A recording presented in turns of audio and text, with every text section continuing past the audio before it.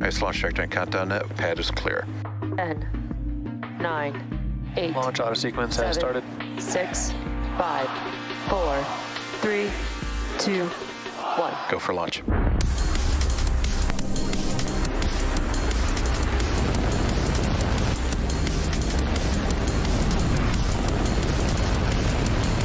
Vehicle is supersonic. Stage separation confirmed. Dragon, separation confirmed.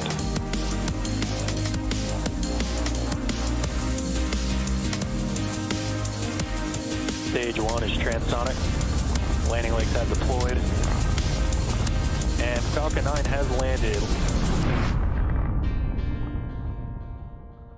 Hello, everyone, and thanks for joining us for today's PSN SATRIA mission. My name is Ronnie Foreman, and today we'll be following Falcon 9 liftoff from Space Launch Complex 40 in Florida to take the SATRIA satellite to a geostationary transfer orbit. Although I'm joining you today from our headquarters in Hawthorne, California, our rocket and spacecraft, as you can see on your screen, are preparing for liftoff on the opposite side of the country. Right now, you're seeing a live view of our launch pad in Florida. As I mentioned earlier, our customer for this mission is PSN, which is an Indonesian company. If you're unfamiliar, Indonesia is located in Southeast Asia, surrounded by both the Indian and Pacific Ocean. It's also an archipelago, which means the country of Indonesia is comprised of more than 17,000 islands. Being an archipelagic country with mountainous topography means Indonesia is one of the world's most challenging territories for telecommunication infrastructure. Satellite-based telecommunication services remain the solution to reduce digital divide by connecting the challenging frontier and outermost areas with high-speed connectivity. Our payload today, SATRIA, will be a key part of Indonesia's digital infrastructure development with a 150 gigabits per second capacity supported by very high throughput satellite, or VHTS technology. That will not only promote digital equality, but also economic growth as it becomes increasingly pivotal in a post-pandemic economic recovery. Now, at T-minus 9 minutes 34 seconds and counting, we're well into propellant loading on the vehicle today. Both the rocket and spacecraft are healthy, and weather is green. Of course, the range is also standing ready to support a liftoff of 6:21 p.m. Eastern Time. But if for some reason we don't launch today, we do have a backup opportunity tomorrow.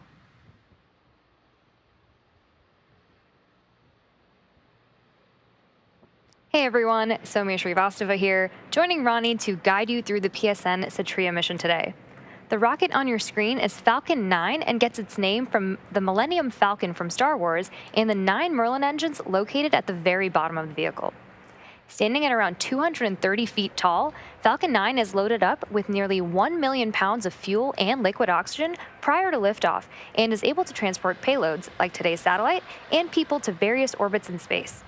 To top it off, Falcon 9 is also the world's first and only reusable orbital class rocket.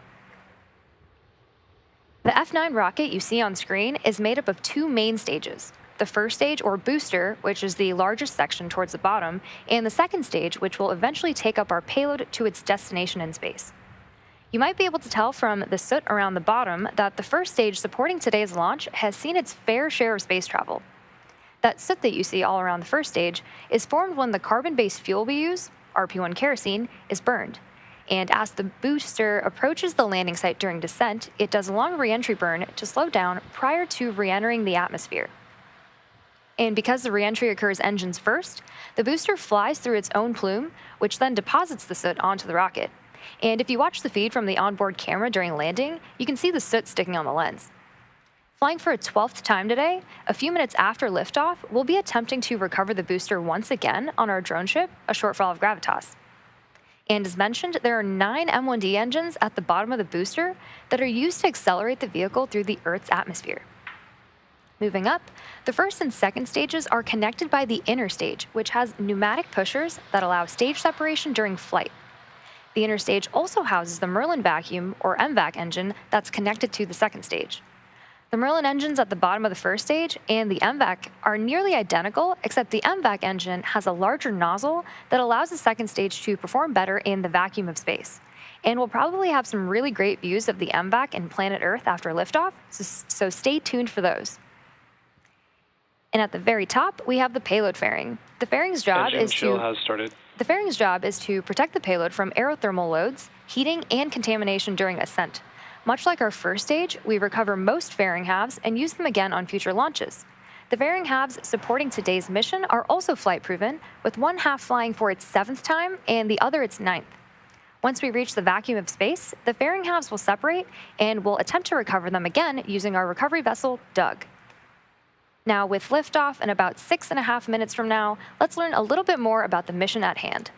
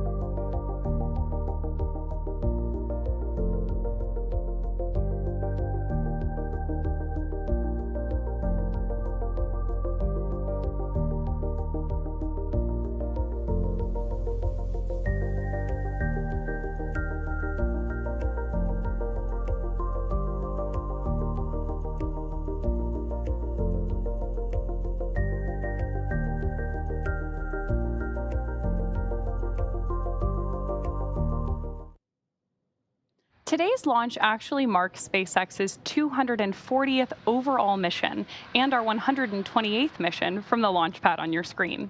In fact, of the 40 launches we've had already this year, more than half took flight from Slick 40. Located at the north end of Cape Canaveral Space Force Station in Florida, Space Launch Complex 40 was leased to SpaceX in 2007 after supporting numerous Titan launches for the U.S. Air Force between 1965 and 2005. Since then, we've had a total of 193 launches from Florida's Space Coast, with about 65% of them, or 127 launches in total, lifting off from Launch Pad 40. Thanks for pressing for strongback retract. SpaceX is planning on building a crew tower at Slick 40 as well to be able to launch future crew and cargo from this launch pad, in addition to 39A, which is bringing us another step closer to making humanity multiplanetary. Now at about 4.5 minutes to go until liftoff, we should begin to see strongback retract in progress. There's the call out for that strongback retract, and you can start to see the TE clamp arms opening up around the base of the fairing.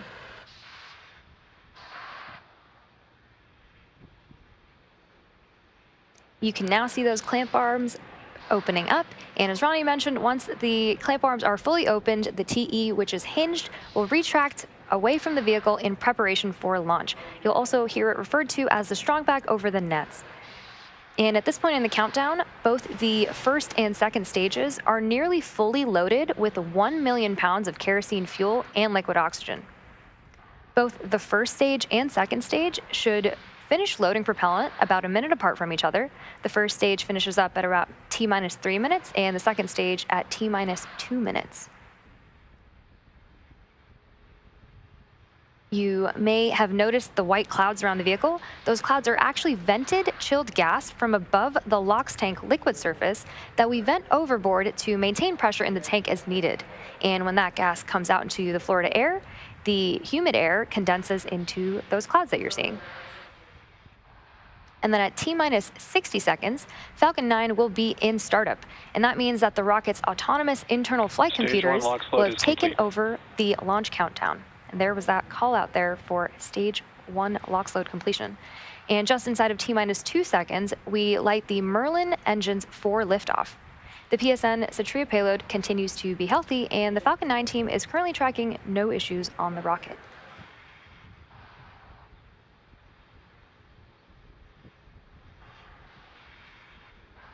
So again, the next major milestone we are tracking is final LOX load completion, at which point Falcon 9 will be fully loaded with both fuel and oxidizer.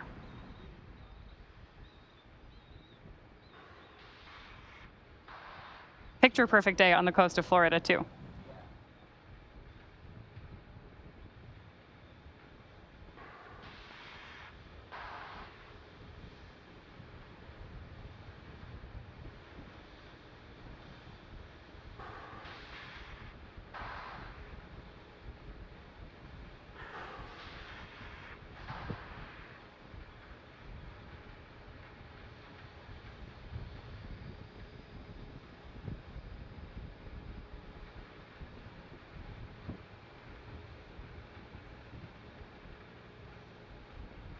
Stage 2 LOX load is complete. There's confirmation that we are fully loaded with fuel and oxidizer ahead of today's launch. And fun fact, at liftoff, Falcon 9 will be burning about 700 gallons of that fuel per second. Ground gas closeouts.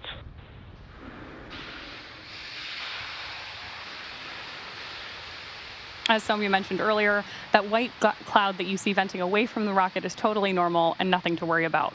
The next call out we're listening for is also one she explained to you. That's going to be that Falcon 9 is in startup mode and that the internal flight computers have taken over the terminal count.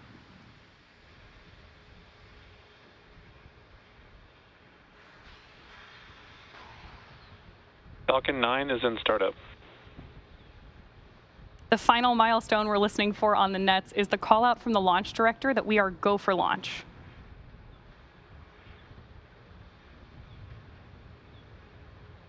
As LD on countdown, go for launch. There you hear it. We are just over 30 seconds from liftoff, and all systems are go for the launch of Falcon 9 and the SATRIA payload. Go Falcon 9, go PSN. T minus 30 seconds.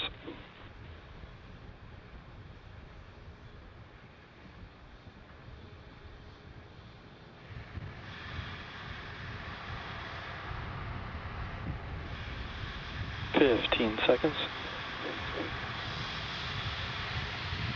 T minus 10, 9, 8, 7, 6, 5, 4, 3, 2, 1. Ignition. And liftoff. Go Falcon, go PSN. Stage 1 propulsion is nominal. Vehicle is pitching downrange.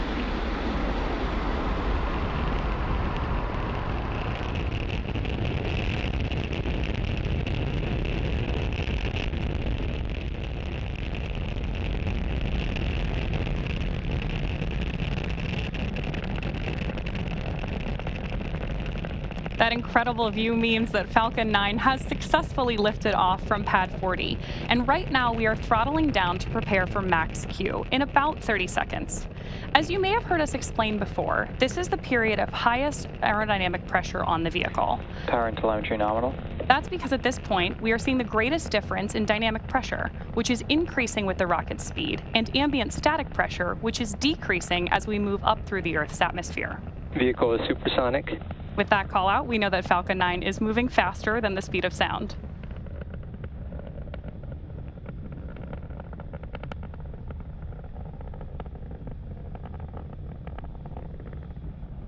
Max Q. With confirmation that we've passed through max Q, we have 3 events coming up in quick succession, starting with main engine cutoff, stage separation, SES1, or second engine start 1. Main engine cutoff, or MECO for short, is where all 9 Merlin 1D engines will shut off to slow down the vehicle in preparation for the next event, stage separation, or stage sep for short. That's where the first stage booster will separate from the second stage. Right after stage sep, the first stage will start its journey back to Earth, targeting a landing on our drone ship, a shortfall of Gravitas, which is currently stationed in the Atlantic Ocean, about 680 kilometers downrange. Now, during that time, Stage 2 will continue on its journey to space with the third event, Second Engine Start 1, or SES1 on the nets, and this is where the single MVAC engine will ignite to propel the second stage along with the PSN SATRIA payload to orbit. In addition to these 3 major events, the fairing halves will also separate less than a minute after SES1, so keep an eye out for all of those coming up in about 10 seconds.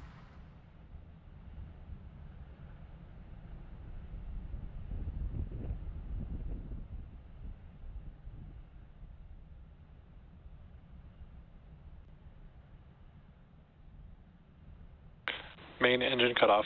Stage separation confirmed.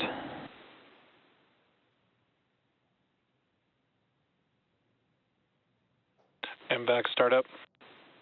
So you heard the callouts there, and you can see on your screen in this great dual view that we have that the MVAC engine on our second stage has ignited. Now, this is the first of 2 second stage burns that we're tracking for this mission. And the first stage on the left-hand side of your screen is coming back to land on our drone ship, a shortfall of Gravitas.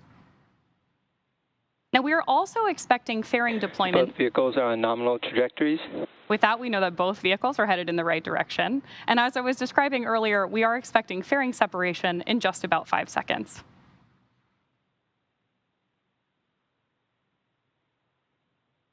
Fairing separation confirmed. As some of you mentioned earlier, reusability is part of our secret sauce here at SpaceX. So with that confirmation of fairing separation, we know that both of those are coming home again. The first, or one of them is flying Acquisition of signal Bermuda. for the 7th time and the other for its 9th.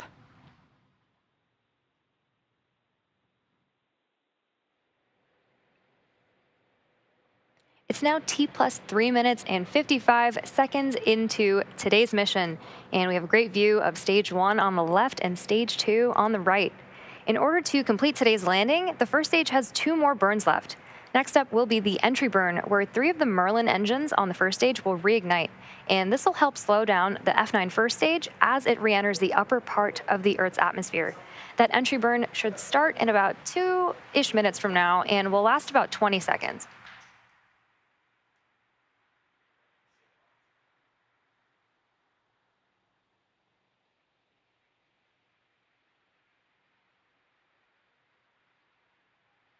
You can see 2 of the 4 hypersonic grid fins that are positioned near the base of the interstage on the booster.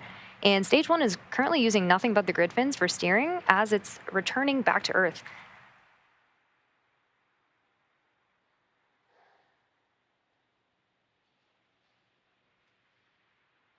You can also see those little puffs of gas. Those are nitrogen gas bursts for attitude control, and they also help orient the rocket on its way back down.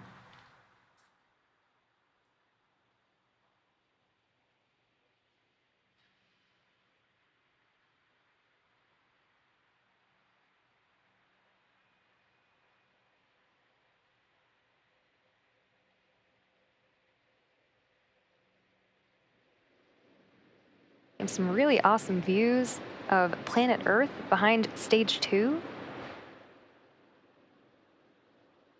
And again, that entry burn on the first stage coming up in about a minute.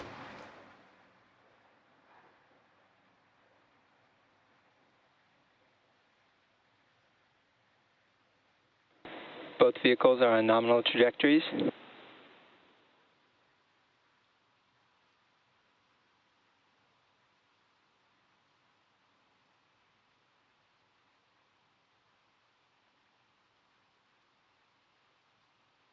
Like I promised, we have great views of Earth behind MVAC and behind the first stage as it's coming back down to Earth.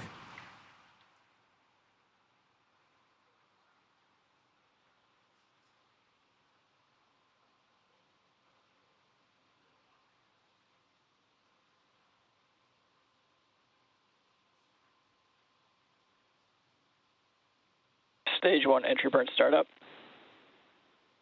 You can see that 3 of those engines have now relit engines 1, 5, and 9 for the entry burn. It's about 20 seconds for this burn.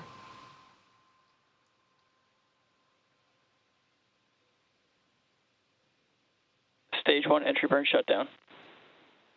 Now, with confirmation of entry burn shutdown, we have one last burn before the first stage attempts to land on our drone ship, and Stage 1 FTS has saved. and that is the landing burn. During the first stage landing burn, a single Merlin engine, E9, will relight and slow the vehicle down for its landing attempt on our drone ship, a shortfall of gravitas. As a reminder, the booster supporting today's mission has now flown for its 12th time, having previously supported CRS-22, Crew 3 and Crew 4, Turksat 5B, CRS-25, Terminal guidance. Eutelsat Hotbird 13G, O3B mPOWER, and 4 Starlink missions.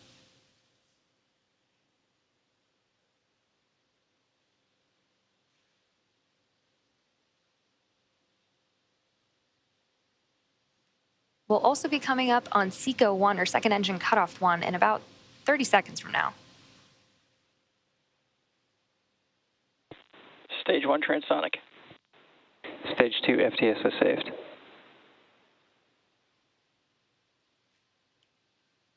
can see that MVAC continuing to glow bright orange until SECO 1.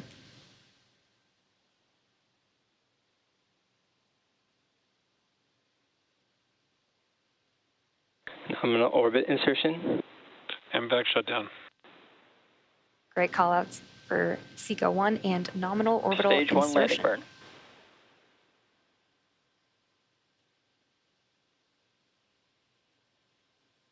Expected loss of signal, Cape Canaveral. There's that view of landing burn. Stage 1 landing leg deploy.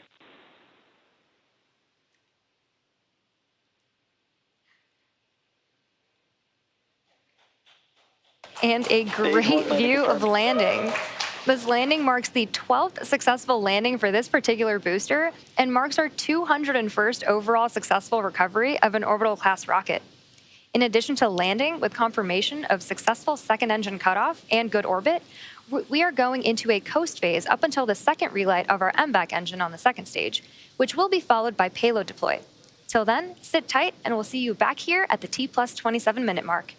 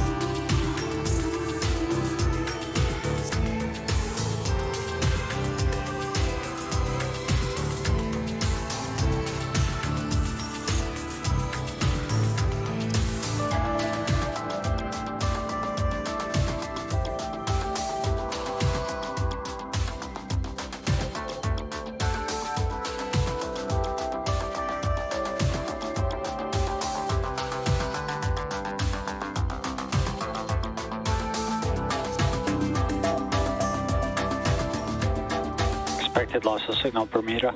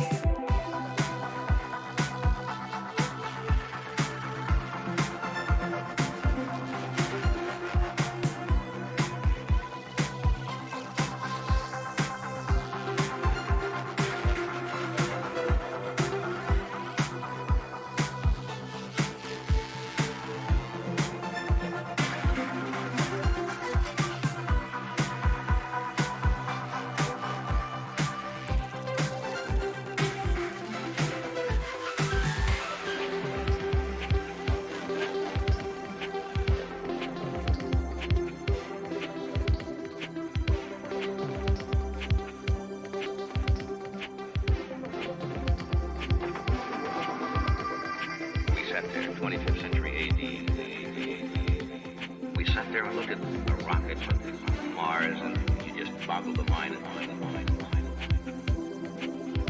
And the technology caught up, didn't it?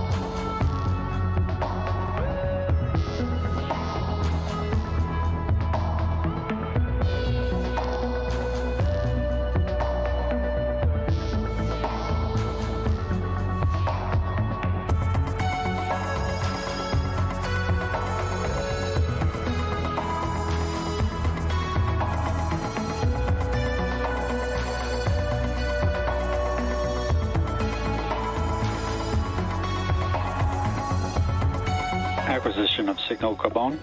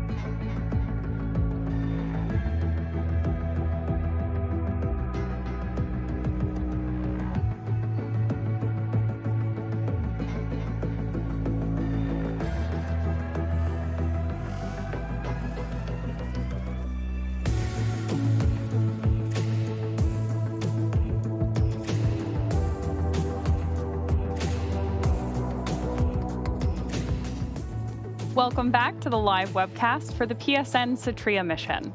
If you're just joining us, liftoff occurred at 6:21 p.m. Eastern Time from Space Launch Complex 40 in Cape Canaveral, Florida. After liftoff, we also had successful main engine cutoff, stage separation, ignition and shutdown of the MVAC engine on the second stage, fairing separation, and a successful first stage landing. Coming up shortly, we'll have the second burn of our MVAC engine, which is what you can see on your screen now. This is on stage 2, and we'll do this burn prior to payload deployment, which basically means we will relight and then shut down the second stage engine another time.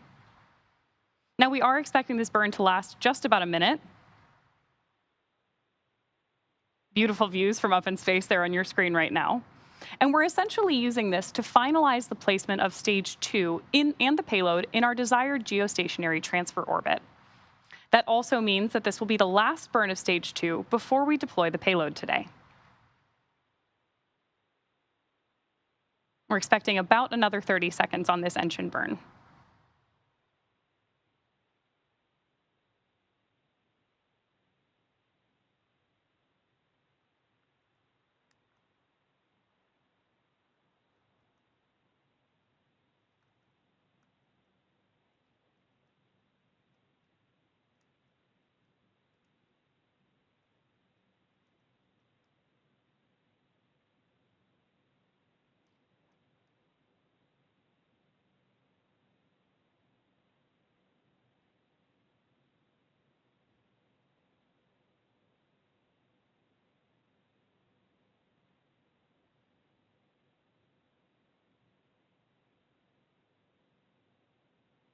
We should have had second engine. Nominal orbit insertion.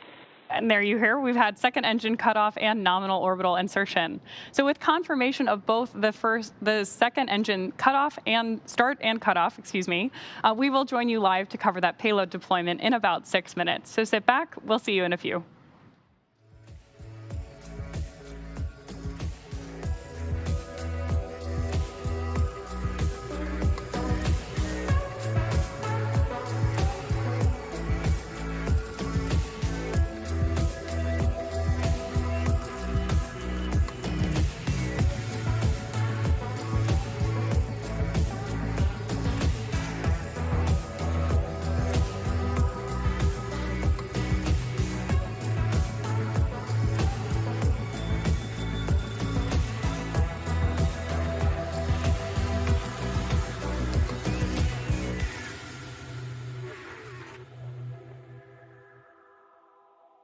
Acquisition of signal, heart of Beachstock.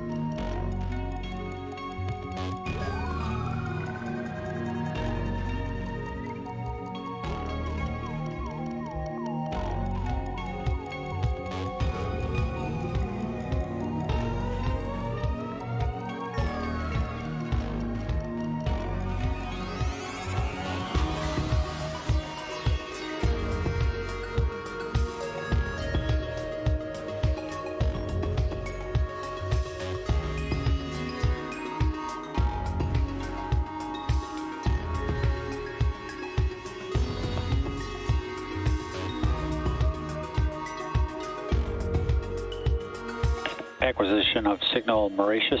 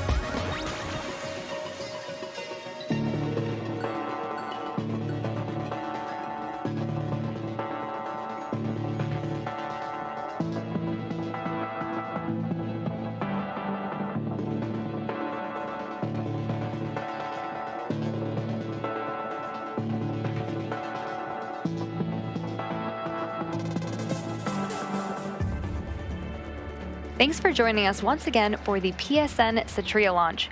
We've had a great mission so far, and we have just one major milestone left in our mission, which is payload deploy. The SATRIA, or Satellite of Republic of Indonesia spacecraft on board the second stage, has 150 gigabit per second capacity with very high throughput satellite technology, and will promote digital equality and economic growth in Indonesia. Deployment should be coming up in about 20 seconds from now. Capone.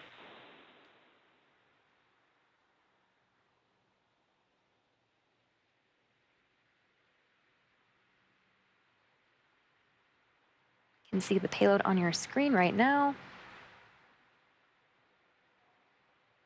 Acquisition of signal Maldives.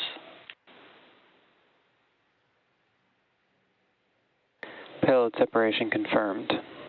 And there you can see on your screen the payload drifting away from our stage 2. We had successful deployment of the PSN SATRIA payload.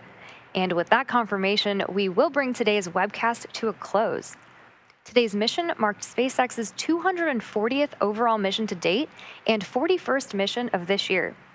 We'd really like to thank our customer PSN for entrusting us with today's mission and all of you for joining us. We'd also like to wish everyone a wonderful Father's Day, and we'll see you next time.